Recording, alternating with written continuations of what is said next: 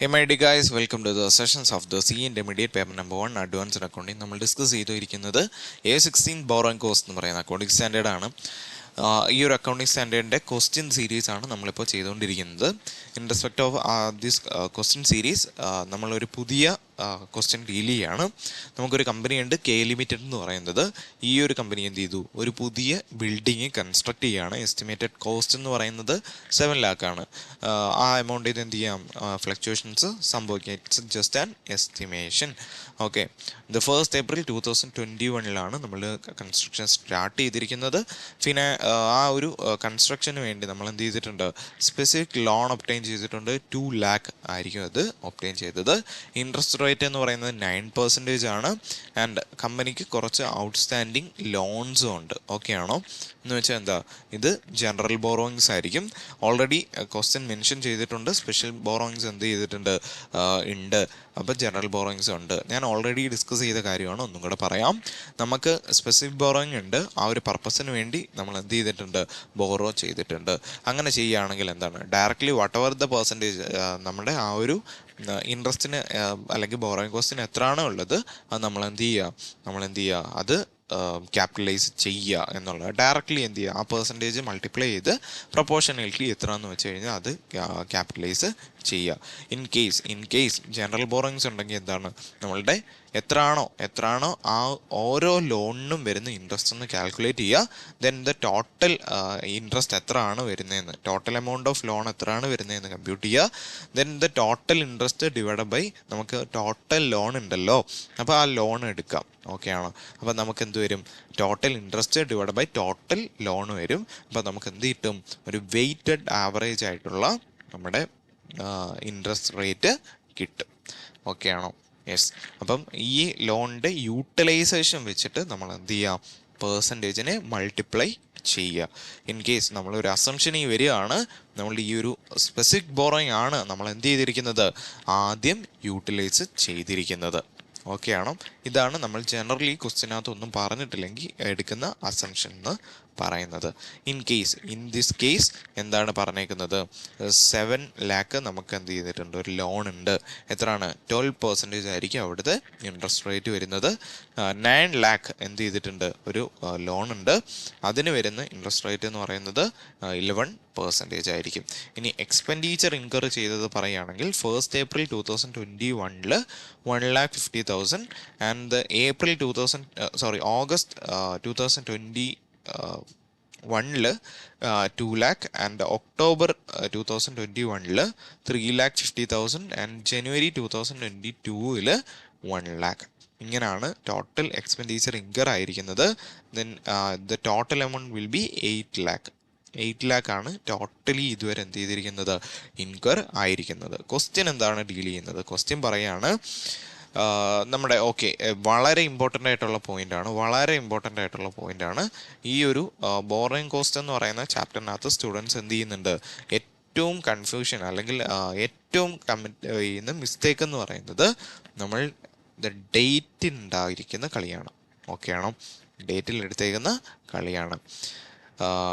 ഈ കേസിനകത്ത് എന്താണ്, നമ്മുടെ കൺസ്ട്രക്ഷൻ കംപ്ലീറ്റ് ആയിരിക്കുന്നത് 31st ജാനുവരിയിലാണ്.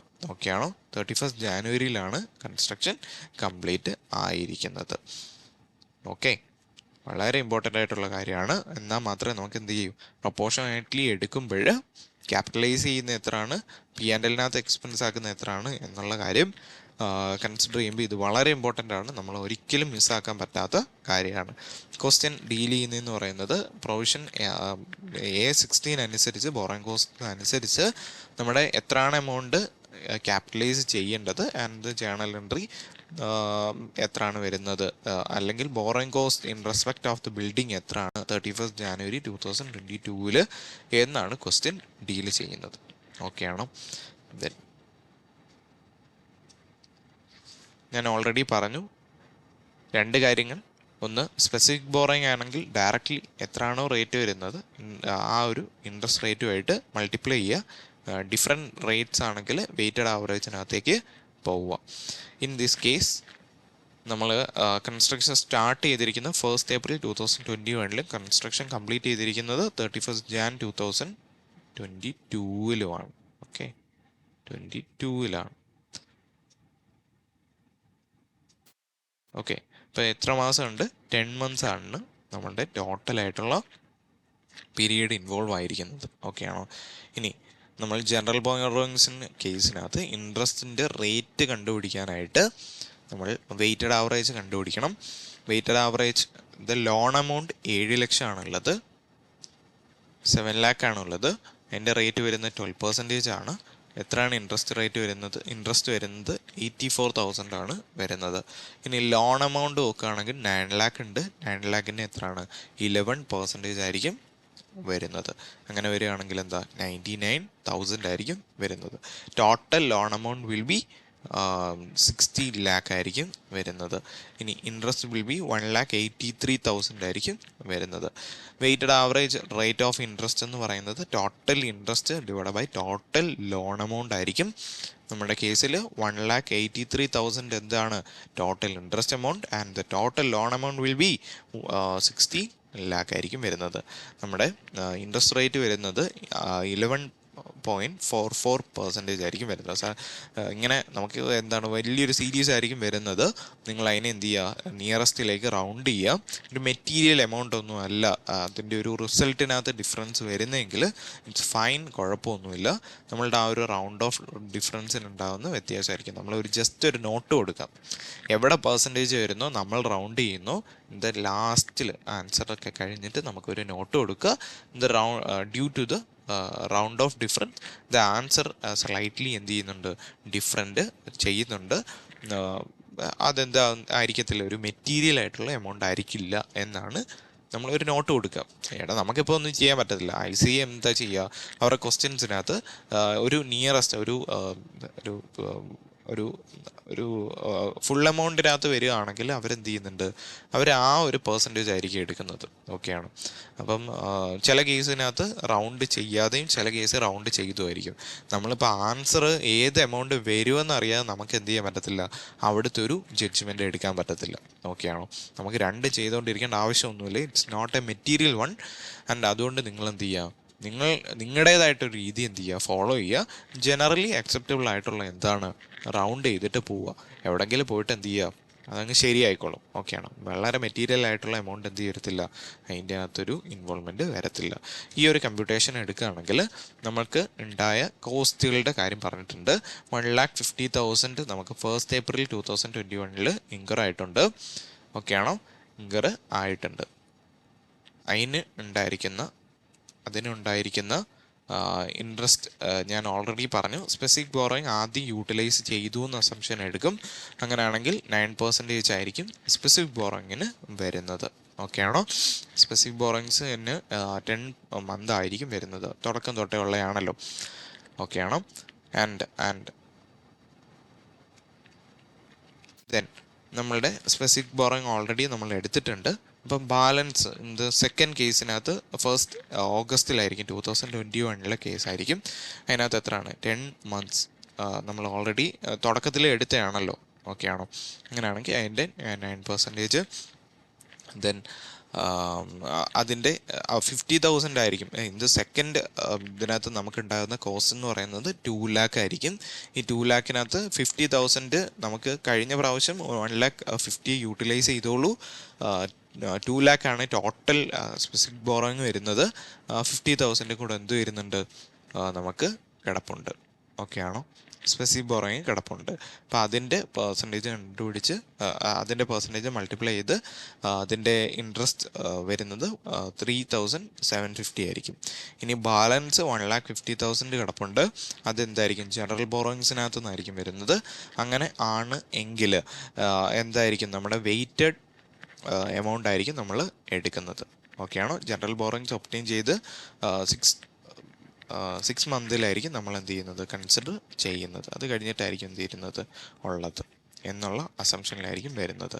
അങ്ങനെ വരുവാണെങ്കിൽ 8,580 ആയിരിക്കും നമ്മളുടെ ജനറൽ ബോറോയിങ്സിനകത്തു നിന്ന് വരുന്ന ഇൻട്രസ്റ്റ് എന്ന് പറയുന്നത്.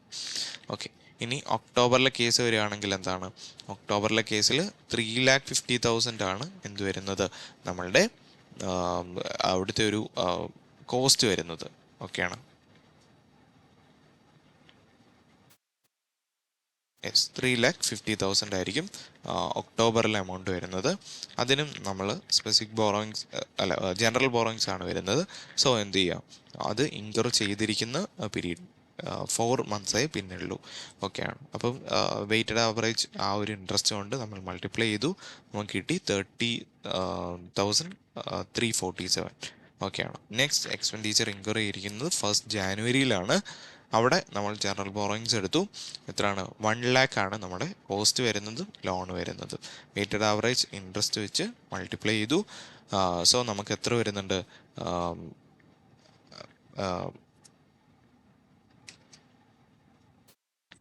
953 വരുന്നുണ്ട്. ഇൻ ടോട്ടൽ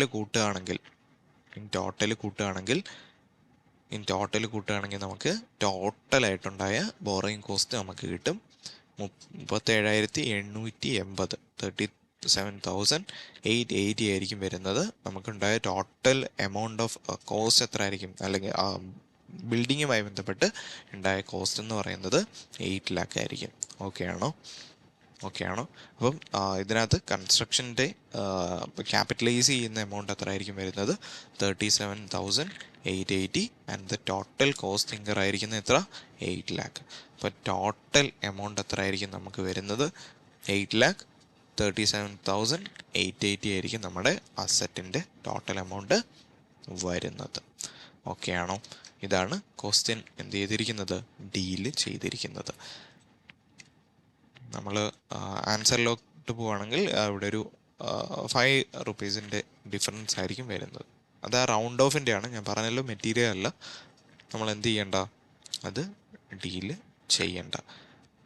നിങ്ങൾക്കുണ്ടാകുന്ന ഒരു ഡൗട്ടായിരിക്കും, സാർ എന്തുകൊണ്ട് ഇവിടെ എടുത്ത മന്തിൻ്റെ കാര്യം വെച്ചിട്ട്. ഓക്കെയാണ്. ഇവിടെ ബാക്കി എടുത്തത് നിങ്ങൾക്ക് എന്ത് ചെയ്യാം, അസ്യൂം ചെയ്യാം അത് P&Lനകത്ത് എക്സ്പെൻസ് ആയിട്ടേ പോകത്തുള്ളൂ. നമ്മൾ യൂട്ടിലൈസ് ചെയ്ത് വരുന്നത് ഈ ഒരു പീരീഡാണ്. ഓക്കെയാണോ? ജനറൽ ബോറോയിങ്സിൻ്റെ കേസ് എടുക്കുകയാണെങ്കിൽ നമുക്ക് ആ ഒരു പീരീഡ് എപ്പോഴാണ് യൂട്ടിലൈസ് ചെയ്തത് അത് മാത്രമേ നമ്മൾ ക്യാപിറ്റലൈസ് ചെയ്യത്തുള്ളൂ. അല്ലാത്ത പീരീഡ് എന്ത് ചെയ്യും? P&Lനെ എക്സ്പെൻസ് ആക്കി മാറ്റും. അത് നമ്മൾ മനസ്സിലാക്കുക. അവിടെ ചിലപ്പോൾ നിങ്ങൾക്ക് എന്ത് ചെയ്യാം, ഒരു കൺഫ്യൂഷൻ ഉണ്ടാവും. എന്തുകൊണ്ടാണ് സ്പെസിഫിക് ബോറോയിങ് തുടക്കത്തിൽ നമ്മൾ എടുത്തു, അത് ഫുൾ ഇയർ ആയിരിക്കും എടുക്കുന്നത്. ജനറൽ ബോറോയിങ്സിനകത്താണെങ്കിൽ ക്യാപിറ്റലൈസ് ചെയ്യുന്ന എമൗണ്ട് എന്ന് പറയുന്നത് നമ്മളുടെ എത്രയാണോ നമ്മളുടെ ആ ഒരു പീരീഡിൽ യൂട്ടിലൈസ് ചെയ്യുന്നത് അതായിരിക്കും വരുന്നത്. കാരണം എന്താ, മറ്റ് എമൗണ്ടുകളെല്ലാം P&L പോകും. ലോൺ എപ്പോഴാണ് എടുത്തത്, what ever the case may be, അത് നമുക്കറിയില്ല. ഓക്കെ ആണോ? ബട്ട് നമ്മൾ ക്യാപിറ്റലൈസ് ചെയ്യുന്ന കേസ് മാത്രമേ ഇവിടെ പറഞ്ഞിട്ടുള്ളൂ. ഓക്കെ ആണോ? നമ്മുടെ അടുത്ത് ക്വസ്റ്റ്യൻ പറഞ്ഞേക്കുന്നത് എന്താണ്? ക്യാപിറ്റലൈസ് ചെയ്യുന്ന കാര്യം മാത്രം. ഇവിടെ ചെറിയൊരു ഡൗട്ട് നിങ്ങൾക്ക് സംഭവിക്കാം, ബട്ട് ഇറ്റ്സ് ഓക്കെ. നിങ്ങളെ കൊണ്ട് എന്ത് ചെയ്യാൻ പറ്റും? ഈ ക്വസ്റ്റ്യൻ ഡീൽ ചെയ്യാനായിട്ട് പറ്റും.